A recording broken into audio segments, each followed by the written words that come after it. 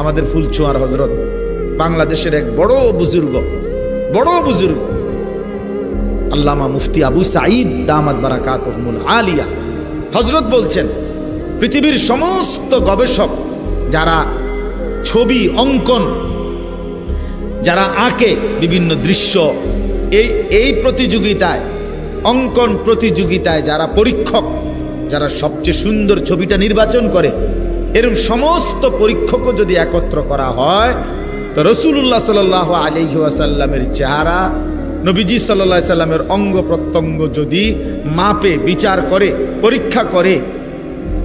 তাইলে এটা এমনই হবে যে প্রতিটা অঙ্গ সবচেয়ে সুন্দর, শ্রেষ্ঠ সুন্দর। নাক, এরপরে আর বলে না এখান দিয়ে একটু দূর বেশি হলে ভালো হইতো, এখান দিয়ে একটু গোশত বাড়াই দিলে ভালো হইতো না।